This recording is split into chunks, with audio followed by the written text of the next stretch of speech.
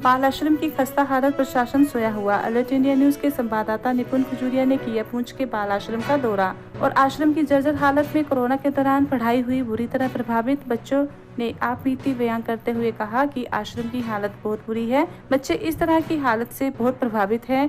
वे आश्रम की हालत सुधारने की मांग कर रहे हैं। इसी मौके पर सुप्रीडेंट ने कहा कि कोरोना के चलते काम बुरी तरह प्रभावित हुआ है, जहां तक कि उन्हें दूसरे काम भी खुद ही करने पड़ते हैं। प्रशासन किसी भी तरह की सहायता प्रदान नहीं कर रहा। प्रशासन को बार बार आश्रम की हालत बताने पर भी हरकत में नहीं आ रहा, जिससे बच्चों को बाल आश्रम में रहने से कई दिक्कतों का सामना करना पड़ता है। बच्चों की इस तरह की हालत देखकर सरकार से एक सवाल खड़ा होता है कि क्या सपनों का भारत ऐसा होगा यदि बच्चे इस तरह की हालत में रहेंगे।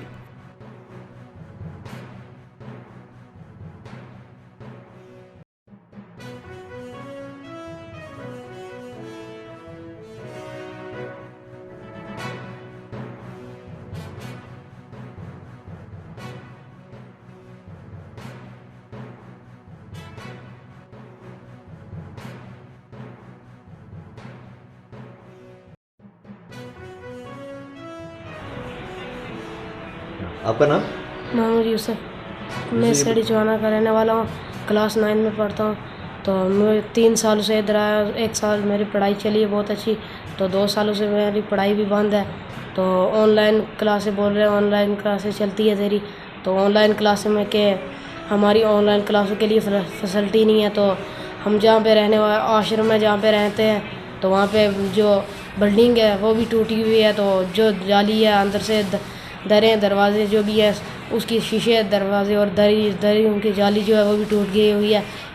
लंगर का काम है जहाँ पर किचन है जिसमें खाना शाना बनाते हैं, तो उधर भी 2 सालों से काम लगा है। पिछले 2 सालों से काम लगा, अभी तक वो कंप्लीट नहीं हुआ। तो और साथ में इस साइड में बाथरूम के साथ में इस साइड में बहुत गंद पड़ा हुआ है और इधर सामने से बहुत गंद पड़ा हुआ है।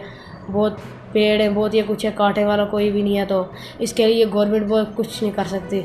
तो इसलिए जो हमारी नुसरत मैम है, तो कुछ भी हो जाए, चप्पल कुछ भी टूट जाए, तो हर वक्त वो हमारा साथ देती हैं।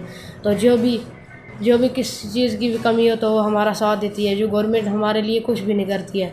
तो जब भी गवर्नमेंट में कोई भी बात आती है, गवर्नमेंट बोल रही है हम करेंगे। पिछले 2 सालों से बोल रहे थे हम इस बिल्डिंग का काम करवाएंगे नहीं, कुछ भी नहीं करवाया इन्होंने। तो बस मैं गवर्नमेंट से ये कहना चाहता हूँ कि कंप्लीट करवाएं। आपका नाम?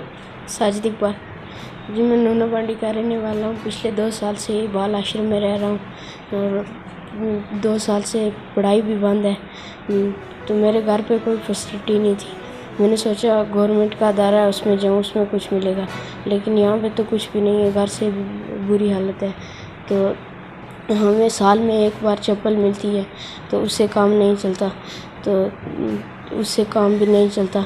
और यहाँ पे हमारी बिल्डिंग टूटी हुई है, इसके शीशे भी टूटे हुए हैं और इसकी जाली भी फटी हुई है।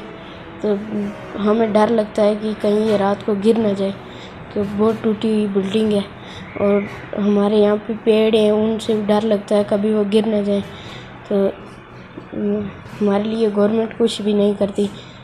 तो जब भी गवर्नमेंट को बोलते हैं कि कुछ करो, वो कुछ नहीं करते। तो हमारा जो जहाँ पे हम खाना खाते हैं उसका पिछले 2 साल से काम लगा हुआ, तो वो कंप्लीट नहीं हुआ अभी तक। हाँ नाज़रीन, इस समय हमारे साथ मौजूद हैं सुपरिटेंडेंट बाल आश्रम नुसरत मीर। तो मैम बताएं क्या कहना चाहेंगे। यहाँ पे हमने जब हमारी टीम ने विज़िट किया, काफ़ी बच्चों से हमारी बात हुई, तो बच्चों ने काफ़ी परेशानी बताई। एक तो सबसे बड़ी परेशानी जो एजुकेशन के रिलेटेड, क्योंकि पिछले 2 साल से कोविड की वजह से काफ़ी परेशानी आ रही है। तो गवर्नमेंट ने तो ऑनलाइन क्लासेस शुरू की हैं, लेकिन यहाँ पे इनके पास ऑनलाइन क्लासेस के लिए कोई फैसिलिटी नहीं है। तो क्या कहना चाहेंगे इस विषय में? देखिए, पिछले 2 साल से जो है हमारा काफ़ी डिस्टर्ब हो गया हमारा निज़ाम कोविड की वजह से। तो पहले तो ये बच्चों को स्कूलिंग में स्कूल जाते थे बच्चे, कुछ उनके ट्यूटर वगैरह भी यहाँ आते थे, अच्छा चल रहा था हमारा निज़ाम। लेकिन 2 साल से जब से कोविड है तो बच्चों की स्कूलिंग भी बंद है, सब कुछ बंद है। तो इनके पास गरीब बच्चे हैं, इनके पास स्मार्टफोन भी नहीं है कि ऑनलाइन क्लासेस ले सकें ये। तो मैंने डीसी साहब से भी इस बार एक बार बात की थी मीटिंग में कि कुछ स्मार्ट क्लास वगैरह का कुछ ऐसा अरेंजमेंट करें, क्योंकि यहाँ पे 55 बच्चे हैं और फर्स्ट से लेके 10th तक है यहाँ पे क्लास। तो उसमें क्या है कि इतने सारे बच्चों का लॉस हो रहा है, तो इसमें हमारा ये था, एरिया भी इतना ज़्यादा है कि हम सोशल डिस्टेंसिंग रख के भी हम अपनी क्लास ले सकते थे आराम से, क्योंकि इसको टीचर भी कुछ, अगर टीचर यहाँ डिप्यूट कर देते या कुछ ऐसा होता, लेकिन बच्चे काफ़ी सफ़र हो रहे हैं। तो मैम यहाँ पे एक चीज़ और देखने को आई कि जो बाल आश्रम की बिल्डिंग है जी, उसकी काफ़ी खस्ता हालत है।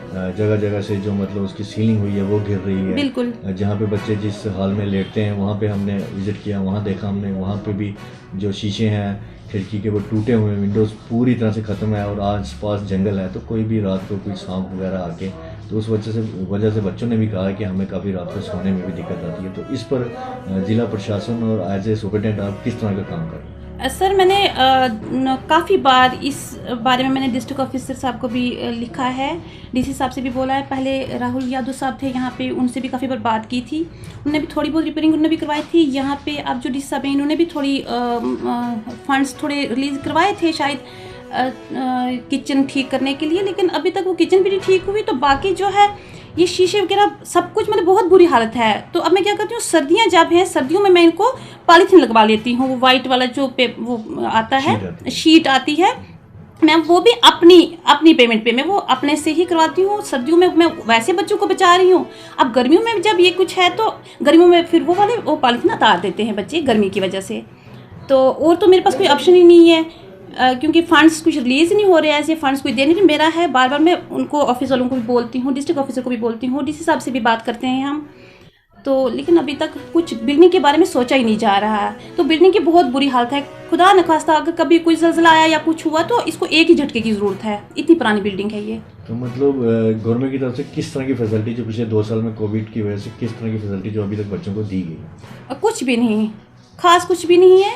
तो यही है कि डाइट इनको ठीक मिल रही है, तो डाइट के फंड्स भी आते हैं और डाइट आप बच्चों से पूछ लें, हम मेनू के हिसाब से जो भी मेनू में है हम मेनू के हिसाब से इनको खाना देते हैं। और बहुत बार ऐसा होता है कि अगर मेनू में 2 बार हफ्ते में मीट लिखा हुआ है तो हमें 4 बार भी देना है, क्योंकि हमें कभी कभी बाहर से भी लोग कुछ डोनेट करते हैं तो उस दिन भी उनको मिल जाता है वो, लेकिन जो हमारे डेज हैं उसमें हमने उनको देना ही देना है। तो डाइट हमने ठीक प्रोवाइड की हुई है बच्चों को, तो बाकी तो हमारे पास फंड्स ही नहीं है ऐसे।